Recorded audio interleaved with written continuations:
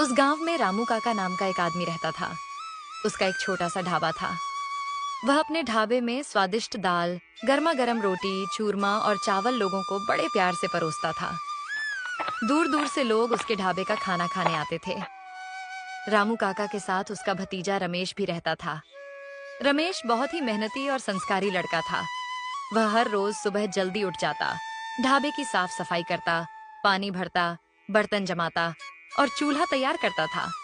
इसके बाद वह रामू काका के साथ मिलकर ग्राहकों को खाना परोसने का काम शुरू करता था।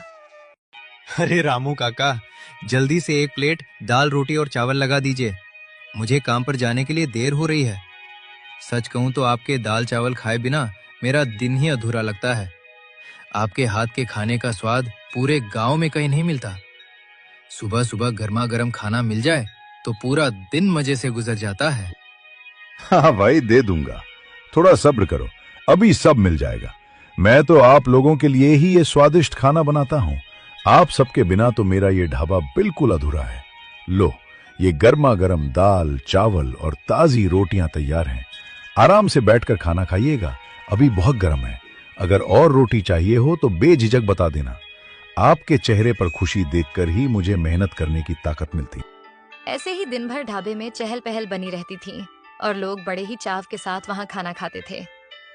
सुबह से लेकर रात तक ग्राहकों की भीड़ लगी रहती। कोई दाल रोटी की तारीफ करता तो कोई चूरमा और चावल का स्वाद भूल नहीं पाता था। रमेश भी रामू काका की हर काम में खूब मदद करता था। वह बड़े प्यार और सम्मान के साथ ग्राहकों से बात करता, पानी परोसता और समय पर खाना पहुंचाता था। उसके अच्छे व्यवहार की वजह से लोग उस ढाबे पर बार बार आना पसंद करते थे। धीरे धीरे रामू काका का ढाबा पूरे विशालपुर गांव में मशहूर हो गया। सब कुछ बहुत अच्छा चल रहा था, लेकिन किस्मत को शायद कुछ और ही मंजूर था। उस हंसी खुशी से चलने वाले ढाबे के साथ जल्द ही एक ऐसी घटना होने वाली थी जिसने सब कुछ बदल कर रख देना था। इतना अच्छा चल रहा ढाबा अचानक मुश्किलों में पड़ जाएगा, इसका अंदाजा तो खुद रामू काका ने भी कभी सपने में नहीं सोचा था।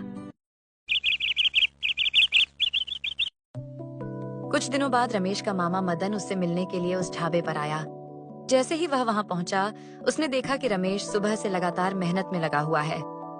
कभी वह ग्राहकों को पानी दे रहा था तो कभी गर्मा गर्म खाना परोस रहा था। उसके चेहरे पर थकान तो थी, लेकिन काम के प्रति लगन भी साफ दिखाई दे रही थी। मदन ने यह भी देखा कि ढाबे पर ग्राहकों की भारी भीड़ लगी हुई है।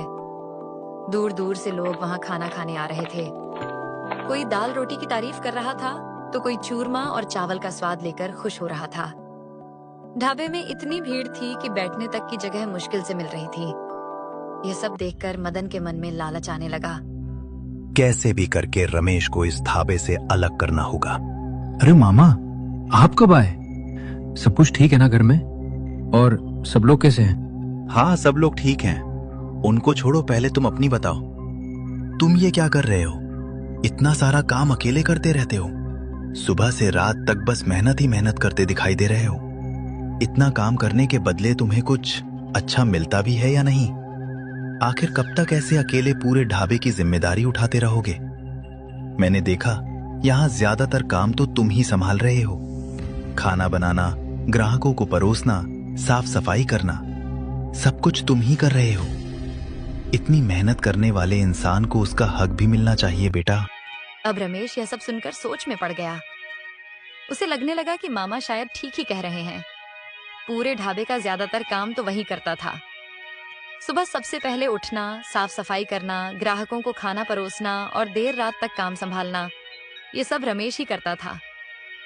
उसके मन में पहली बार यह सवाल उठा कि आखिर इतनी मेहनत के बदले उसे क्या मिल रहा है। अब तक वह रामू काका को अपना परिवार मानकर बिना कुछ सोचे हर काम करता रहा था, लेकिन मदन की बातों ने उसके मन में शक और लालच के छोटे छोटे बीज बो दिए थे। हाँ मामा, आप सही कह रहे हैं, लेकिन मैं कर ही क्या सकता हूँ? देखो रमेश, एक काम करो, इस ढाबे में काम करना छोड़ दो और अपना एक नया ढाबा शुरू करो। मैं तुम्हें सच कह रहा हूं, तुम्हारा ढाबा बहुत शानदार चलेगा। तुम मेहनती भी हो और लोगों से प्यार से बात करना भी जानते हो। मैंने खुद देखा है कि यहां आने वाले कई ग्राहक सिर्फ तुम्हारे व्यवहार की वजह से खुश होकर आते हैं।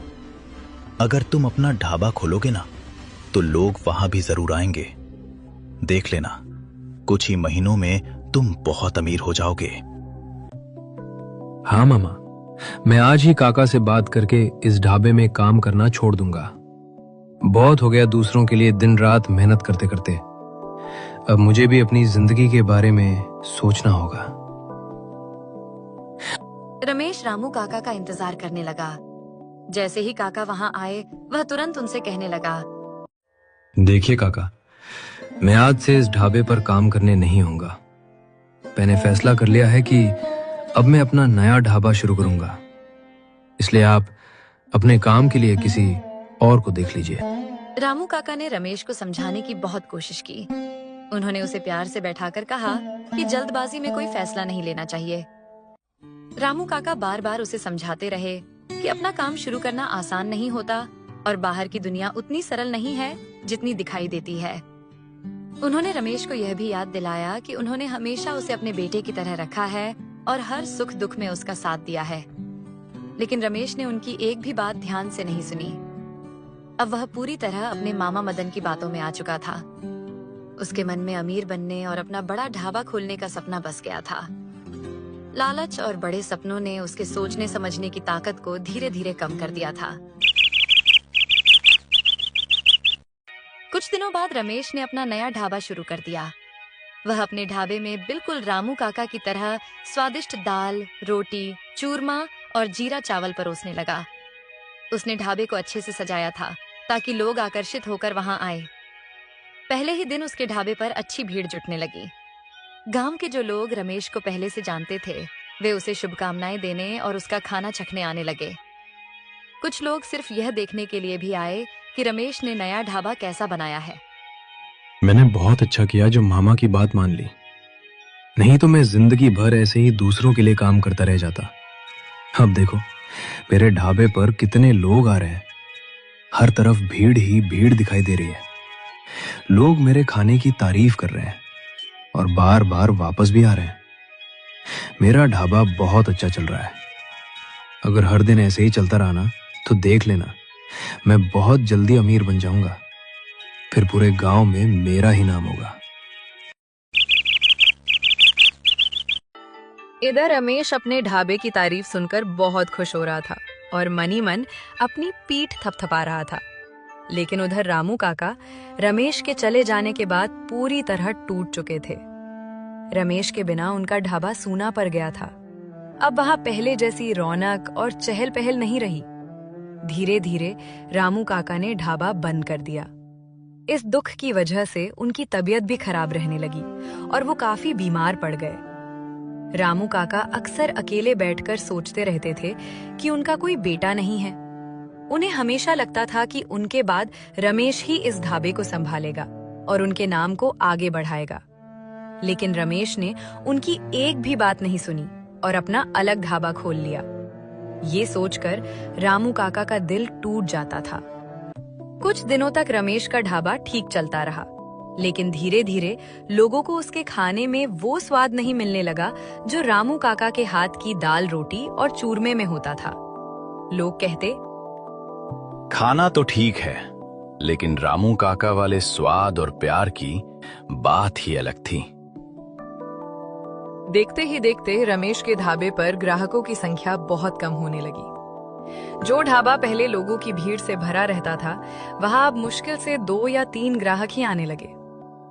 पूरे दिन मेहनत करने के बाद भी कमाई ना के बराबर हो रही थी। ये सब देखकर रमेश की चिंता बढ़ने लगी। अब उसे धीरे धीरे अपनी गलती का एहसास होने लगा था।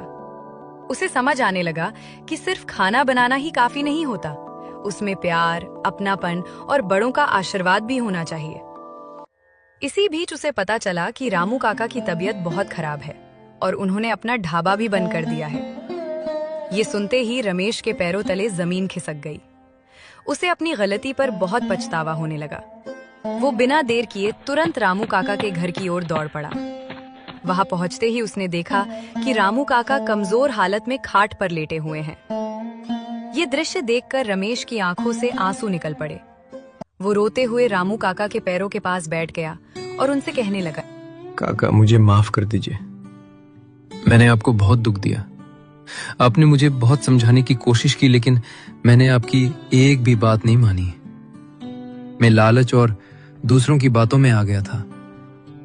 आज आपकी ये हालत देखकर मुझे अपनी गलती का एहसास हो रहा है। मेरे कारण ही आपको इतना दुख सहना पड़ा। अगर मैंने आपका साथ नहीं छोड़ा होता तो शायद आज सब कुछ पहले जैसा होता। काका, अब मुझे कोई दौलत या बड़ा आदमी बनने का सपना नहीं चाहिए। मुझे बस आपका प्यार और आशीर्वाद चाहिए। मैं फिर से आपके साथ इसी ढाबे में काम करूंगा और पहले की तरह पूरी मेहनत और ईमानदारी से आपका साथ दूंगा।